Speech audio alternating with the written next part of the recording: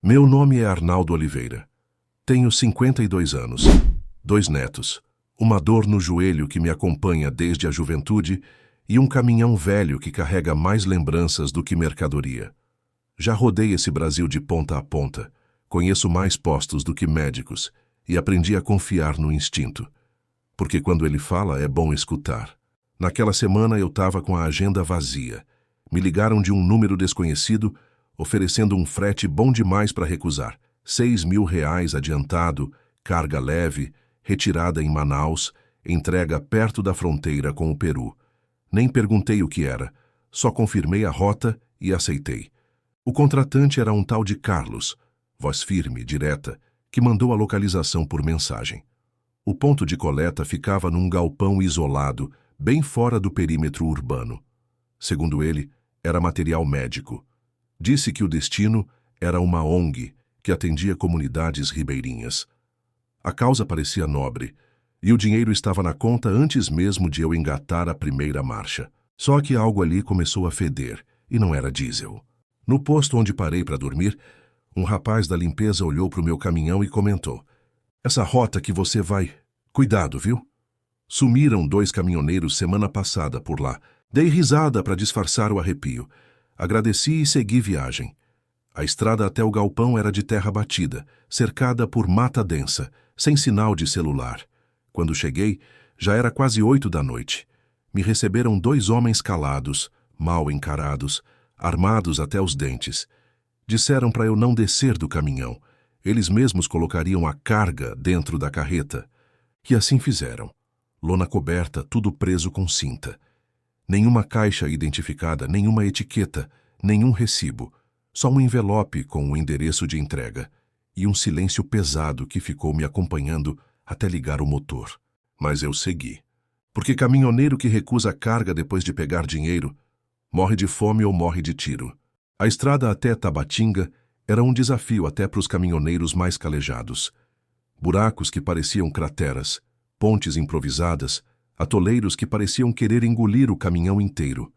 E mesmo assim, o silêncio dentro da boleia me incomodava mais do que qualquer obstáculo da estrada. Normalmente eu canto, escuto rádio, xingo político, falo sozinho. Mas dessa vez fiquei quieto. Algo naquela carga me deixava inquieto. O caminhão, meu velho brutão, um Scania vermelho de 1998, sempre fez parte da minha vida. Conhece meus silêncios, e naquela viagem ele também parecia mais pesado, mais lento, mais desconfiado. 2 dias depois da coleta, encostei num posto na beira de uma estrada de terra. Era o único com luz em quilômetros. Quando fui checar os cintos de amarração da carga, senti um bafo quente por trás da lona. Foi só por instinto. Levantei um pedacinho da lona lateral. Não dava para ver quase nada, só um clarão vindo de uma lanterna que eu mesmo deixara ligada no teto da carroceria. Mas ali, naquele espaço abafado, eu ouvi um som que me fez gelar até a espinha. Um gemido, baixo, contido, como de alguém tentando gritar com a boca tampada. Recuei na hora. Fiquei parado olhando para o fundo escuro do mato. Nenhuma alma viva por perto. Pensei em rasgar a lona. Pensei em abrir tudo e ver com meus próprios olhos, mas algo me impediu. Talvez fosse o medo, ou talvez fosse a consciência tentando gritar depois de anos de silêncio. Subi de volta na cabine, coração disparado, mãos tremendo. Liguei o caminhão e segui viagem. O GPS marcava mais 2 dias de estrada até o local da entrega. Mas agora eu já não tinha certeza se queria chegar lá. Passei o resto do caminho com os olhos colados nos retrovisores, esperando que algum carro preto me seguisse, que alguma viatura me parasse, ou que aquela lona começasse a se mover por conta própria. Em um ponto de fiscalização da PRF, desacelerei com a esperança secreta de que me parassem. Mas não pararam, e segui, sozinho, com um segredo preso na carroceria, pulsando como se tivesse vida.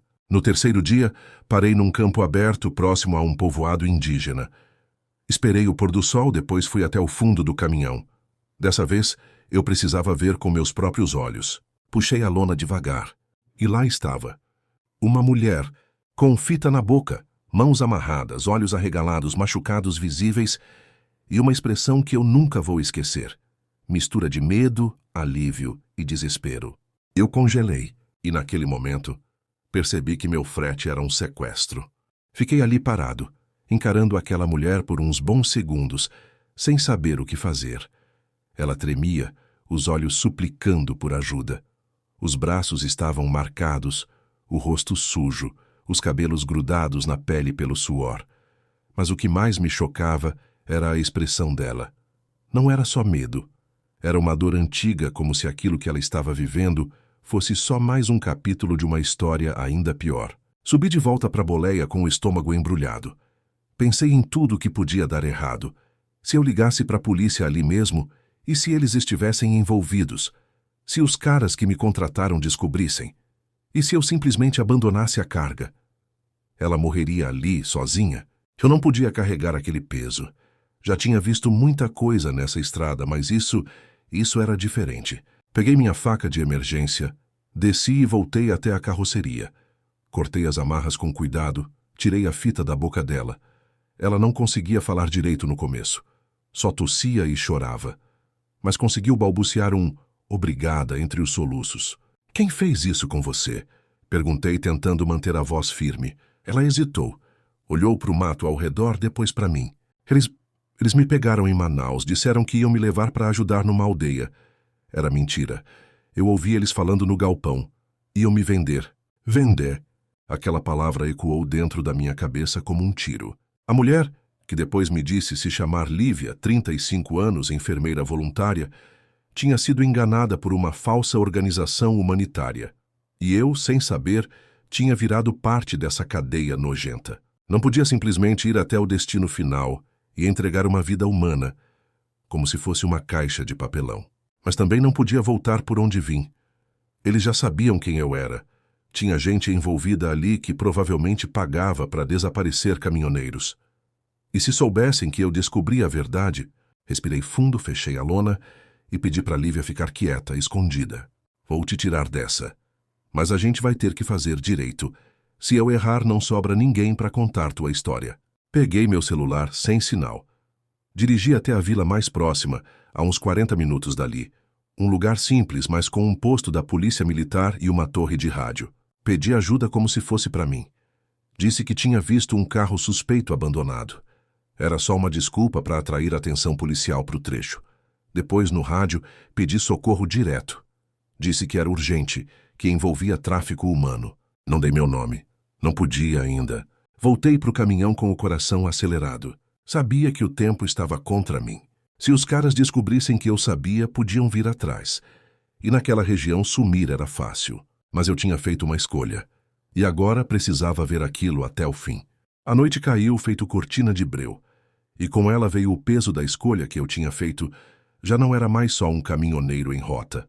Agora eu estava no meio de um esquema criminoso, com uma mulher sequestrada na carroceria e um rastro de gente perigosa atrás de mim.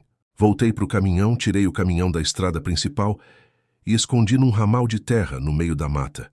Desliguei tudo, até a luz interna. Queria desaparecer por algumas horas, dar tempo da polícia se mexer sem chamar atenção para mim. Lívia tremia de frio, então improvisei um abrigo dentro da cabine. Dei a ela um cobertor, água e um pacote de bolacha. Era pouco, mas foi o que consegui. Ela agradeceu com um olhar cansado, como se cada gesto simples significasse uma chance a mais de continuar viva. Eles vão vir atrás, ela disse. Eles sempre vêm. E se vierem, vão me encontrar esperando. Respondi, tentando parecer mais forte do que eu realmente era. Por volta das 2 da manhã ouvi o barulho. Motores. Luzes altas varrendo a estrada. 2 carros. Apaguei o pouco que ainda estava ligado, segurei firme no volante e mandei Lívia se abaixar. Os carros passaram devagar. Um deles parou. Fiquei sem respirar. Um dos homens desceu e apontou uma lanterna para o mato. Chegou a ficar a uns 10 metros de onde eu estava. Esperei ele ir embora com os dentes cerrados e a mão no freio de mão. Mas aí algo inesperado aconteceu. O rádio CB chiou. Alguém em canal aberto falou meu nome. Arnaldo Oliveira. Caminhão Scania vermelho. Carreta carregada. Se estiver me ouvindo, atende. Só queremos conversar. Meu sangue gelou. Eles sabiam meu nome. Sabiam o modelo do caminhão. Sabiam tudo. A voz continuou. Se colaborar, nada acontece contigo. Faz a entrega. Pega o resto do pagamento. A menina... Não é problema teu. Nem sabe quem ela é. Gente assim, Arnaldo, é moeda de troca. Tu sabe disso. Desliguei o rádio com a mão tremendo. Era hora da escolha final. Ou eu entregava a Lívia e saía com a consciência suja para o resto da vida. Ou eu enfrentava aqueles caras com o que eu tinha. Um caminhão, uma coragem nascida do medo e um resto de dignidade que ainda resistia dentro de mim. Decidi fugir, mas para isso eu precisava de tempo e de um novo plano. Esperei até amanhecer e assim que clareou, entrei numa trilha antiga usada por madeireiros. Quase fiquei atolado 2 vezes, mas consegui sair do outro lado, perto de uma comunidade ribeirinha que eu conhecia de uma entrega antiga. Lá pedi ajuda ao líder da vila, um homem chamado Seu Joel, velho amigo de estrada que confiava em mim. Mostrei Lívia a ele, contei tudo. Ele não hesitou. Aqui ninguém vai encostar um dedo nela. Fica tranquilo, agora vai terminar o que começou. Com Lívia protegida na comunidade ribeirinha e Seu Joel cuidando dela, voltei para a estrada com um único objetivo: expor quem estava por trás de tudo aquilo. Eu sabia que não podia confiar em qualquer delegacia pequena, nem fazer denúncia em cidade sem estrutura. Se aqueles homens tinham acesso ao meu nome, ao meu caminhão, ao meu trajeto, era sinal de que estavam mais infiltrados do que eu podia imaginar. Resolvi dirigir até uma cidade maior, onde sabia que havia uma base da Polícia Federal. Cruzei estradas de terra, vi sinais abandonadas, peguei desvios em meio à mata e segui sem parar por quase 18 horas. Só encostei para abastecer num posto velho onde ninguém me conhecia, usando o chapéu para esconder o rosto. Durante o caminho pensei 1000 vezes em desistir. Não por covardia, mas por medo do que poderia acontecer com a Lívia. E se descobrissem o esconderijo? E se seguissem o rastro do caminhão e voltassem lá? Mas aí me lembrei do que ela me disse quando paramos naquela trilha. Não me deixa voltar para o escuro, por favor. Foi ali que eu entendi. Eu não estava só salvando uma vida, eu estava quebrando uma corrente. Aqueles caras traficavam gente como se fossem mercadoria. Se eu deixasse passar, ia acontecer de novo. E com outras Lívias. Cheguei em Rio Branco já de manhã. Entrei direto na superintendência da PF, com os olhos vermelhos e a camisa grudada de suor. Falei com um delegado chamado Silas, um sujeito seco, desconfiado, mas com olhar firme. Contei tudo: o contrato, a carga, a descoberta, a fuga, o esconderijo. No início, ele achou que eu estava inventando. Mas aí mostrei as fotos que tirei com o celular escondido, os áudios que gravei do rádio CB e as mensagens que consegui recuperar no meu aparelho com a ajuda de um rapaz da vila. Silas me ouviu em silêncio. Se isso for verdade, Arnaldo, você acabou de colocar o pé num vespeiro do tamanho do país. Assinei um depoimento. Eles prometeram proteger Lívia. Montaram uma operação para ir buscar ela na comunidade de Seu Joel com helicóptero. Me pediram discrição total. Voltei para o caminhão, sentei no banco da boleia e desabei. Era como se todos os quilômetros rodados tivessem caído sobre minhas costas naquele instante. Mas no fundo, eu sabia, a parte mais difícil ainda estava por vir. 2 dias depois, recebi uma ligação de número restrito. Era o próprio Silas. Prendemos 3. 2 conseguiram fugir. Um deles era policial militar. Estamos indo atrás da quadrilha toda. E a Lívia tá segura. Vai entrar em um programa de proteção a testemunhas. Silas me agradeceu. Disse que, graças ao meu relato e às provas, conseguiram desarticular parte de uma rede que atuava havia anos na Amazônia. Desliguei o telefone e fiquei olhando para o retrovisor. O mesmo que antes refletia minha desconfiança, agora me mostrava outra coisa. Um homem que não virou as costas. 3 dias depois da operação, a história já começava a se espalhar. Não com meu nome, e isso era importante para minha segurança, mas com o suficiente para chamar a atenção da imprensa. Caminhoneiro denuncia esquema de tráfico humano na Amazônia. Essa era a manchete que ouvi num radinho velho enquanto abastecia o Brutão numa cidade vizinha. Na mesma hora, senti uma mistura de alívio e medo. O alívio de saber que aquilo não seria varrido para debaixo do tapete. Mas o medo morava no detalhe, porque enquanto parte da quadrilha estava presa, os outros ainda estavam soltos, e agora sabiam exatamente quem eu era. No posto, enquanto tomava um café, notei 2 homens entrando. Um deles me olhou rápido demais, desviou o olhar. O outro ficou parado perto da porta como se fosse vigia. O mesmo tipo de movimento que vi nos caras que me entregaram a carga. Levantei sem terminar o café. Fui direto para o caminhão e saí com calma, mas com o pé preparado para o acelerador. Eles me seguiram. Eu sabia. Usei um desvio antigo de rota de madeireiros, passei por um igarapé quase seco e só depois de 20 minutos sem faróis no retrovisor, relaxei o corpo. Era claro, alguém queria me calar. Voltei para Rio Branco e procurei Silas. Contei do que aconteceu, descrevi os rostos. Ele confirmou. Um dos homens batia com o retrato falado de um dos foragidos.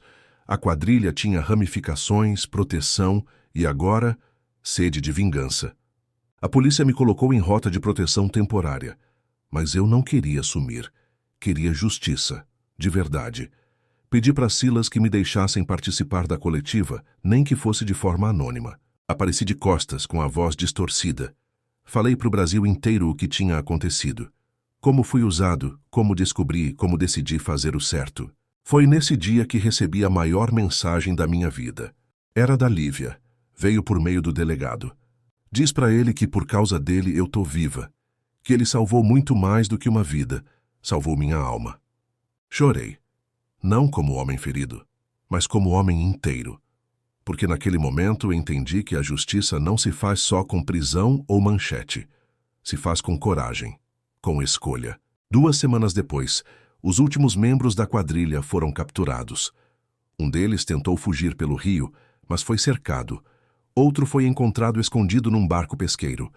Todos estavam ligados a um esquema internacional de tráfico de pessoas, disfarçado de organização humanitária. As autoridades confirmaram que mais de 20 mulheres tinham desaparecido nos últimos 2 anos naquela região. Muitas, ainda hoje, não foram encontradas. Mas pelo menos agora, alguém estava procurando por elas. E tudo começou com uma estrada, um caminhoneiro e uma decisão difícil no meio do mato. Depois de tudo, voltei para a estrada.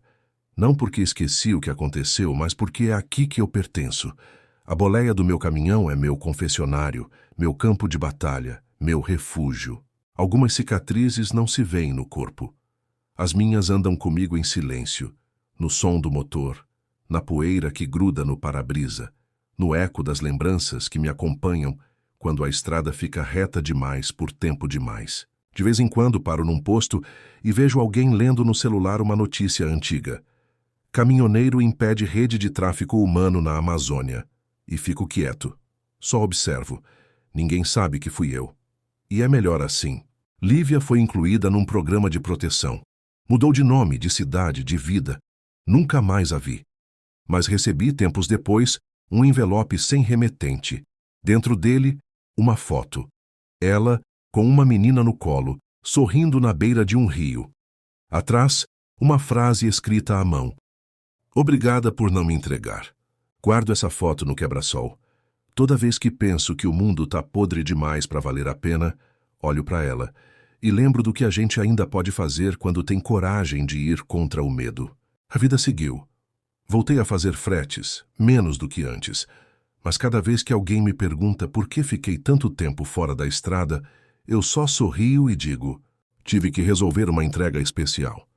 E sigo viagem, com o brutão firme, com o coração mais leve e com a certeza de que, naquela encruzilhada, entre fazer o que era fácil e fazer o que era certo, eu escolhi o lado certo da estrada. Meses depois, uma operação internacional baseada nas informações coletadas por Silas e sua equipe resgatou mais de 30 mulheres em condições parecidas à de Lívia.